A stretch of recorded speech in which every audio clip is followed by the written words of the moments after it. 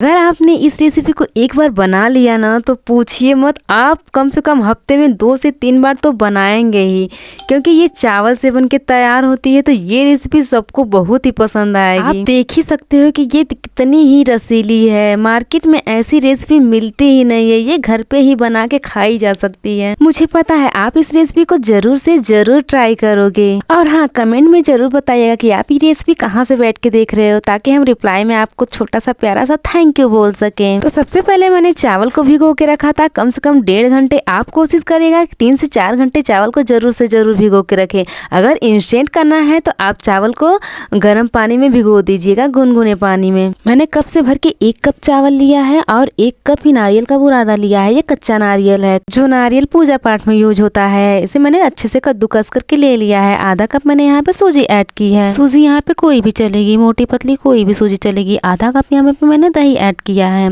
आप कोशिश करिएगा कि दही थोड़ा सा खट्टा ही लीजिएगा, तभी हमारा ये बहुत ही टेस्टी बन के तैयार होगा। मैंने थोड़ा सा पानी ऐड किया है, पानी थोड़ा ही ऐड करना है फ्रेंड्स। ये चावल पहले से ही भीगा हुआ है, अगर पानी की ज़रूरत पड़ेगी तो हम फिर से ऐड करेंगे। तो मुझे पानी की ज़रूरत पड़ी थी, मैंने थोड़ा सा पानी ऐड किया था। तो आप देख सकते हो बैटर एकदम अच्छी तरह से पीस के तैयार हो गया है। बैटर की कंसिस्टेंसी ठीक ऐसे ही रहनी चाहिए, ना ही बहुत ज़्यादा मोटा होना चाहिए, ना ही बहुत ज़्यादा पतला होना चाहिए। तो आप देख सकते हो मेरा बैटर की थिकनेस ऐसे ही ठीक सेम रहनी चाहिए। तो आप लोग भी ऐसे ही पीस के तैयार करिएगा। मैंने थोड़ा सा नमक ऐड किया है और ये इनो है, फ्रूट वाला इनो। कोई और इनो नहीं यूज करिएगा, आप लोग इसी को यूज़ करिएगा। कोई और बेकिंग पाउडर भी मैंने नहीं ऐड किया है। 1 चम्मच भर के मैंने इनो पाउडर ऐड कर दिया है। अभी हम इसे चलाते हुए अच्छी तरह से मिक्स कर लेंगे। आप इस बात का बिल्कुल भी ध्यान रखिएगा कि एक ही डायरेक्शन में इसे चलाना है, दोनों डायरेक्शन में नहीं चलाइएगा, नहीं तो हमारा ये जो बैटर है वो बेकार हो जाएगा। एक ही डायरेक्शन में चलाते हुए हम अच्छी तरह से मिक्स कर लेंगे। और हाँ, आप नीचे तक अच्छी तरह से चलाइएगा, ऊपर ऊपर ही ना चलाइएगा, क्योंकि नीचे बैटर बैठा रहता है। तो आप कोशिश करिएगा कि नीचे भी अच्छे से चलाएं, ताकि हमारा बैटर पूरी तरह अच्छी तरह से फूल सके। तो आप देख सकते हो हमारा बैटर एकदम ही रेडी हो चुका है। इनो ऐड करने के बाद क्या होता है कि हमारा जो बैटर है एकदम फ्लफी हो जाता है। तो आप देख सकते हो ना, थोड़ा थोड़ा हल्का हो गया है हमारा बैटर। तो आपका भी ऐसे ही बैटर होके बन के तैयार होना चाहिए।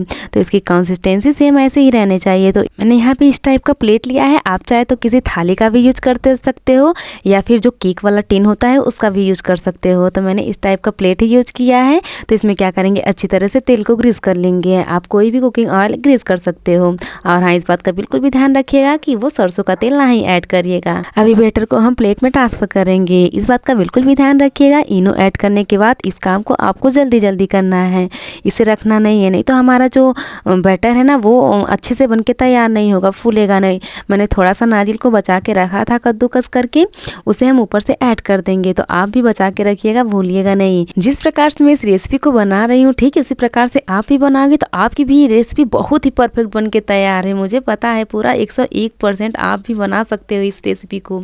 तो आप देख सकते हो मैंने पूरा नारियल के पूरा देखो अच्छी तरह से छिड़क दिया है। हम इसे अच्छे से बैठा लेंगे, मतलब पटक पटक के कि अच्छी तरह से सेट हो जाए।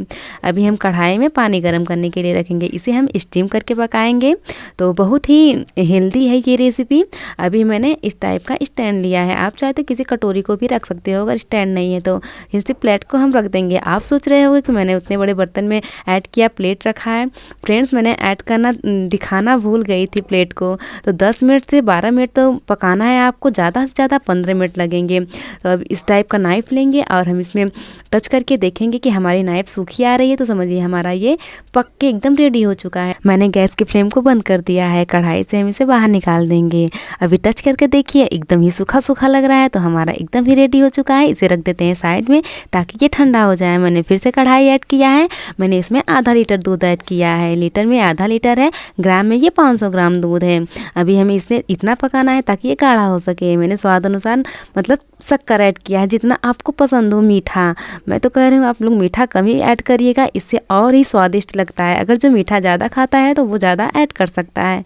तो अभी हम क्या करेंगे, इसे चलाते हुए गाढ़ा करना है दूध को। हमें इतना गाढ़ा करना है ताकि हमारा जो जैसे रबड़ी का होता है ना, रबड़ी का थिकनेस, ठीक उसी प्रकार से इसे भी तैयार करना है। तो अभी आप देख सकते हो चलाते चलाते हमारा दूध बहुत ही कम बच गया है। गाढ़ा होता है या मोटा मुझे नहीं पता, मुझे कमेंट में एक दीदी ने कमेंट किया कि दूध मोटा नहीं होता है, दूध गाढ़ा होता है। तो इस बात का मैं बिल्कुल भी ध्यान रखूँगी कि दूध गाढ़ा होता है।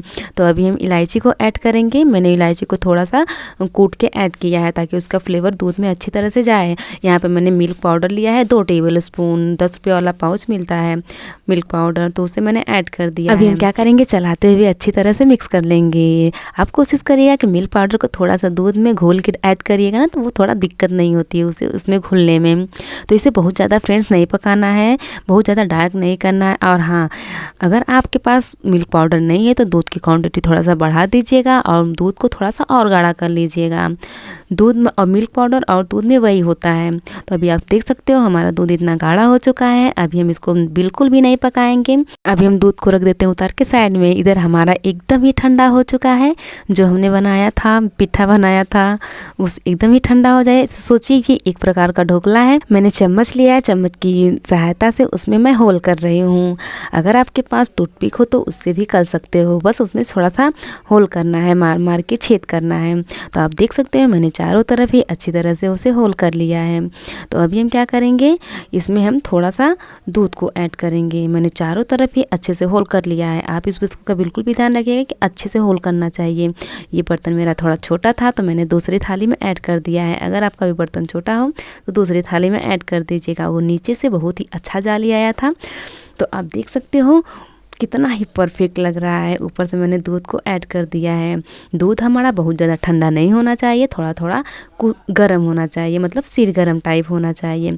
फिर हम दूध को ऐड करेंगे ताकि हमारा दूध अच्छी तरह से सोक करे। दूध गर्म रहेगा तभी अच्छी तरह से सोक करेगा।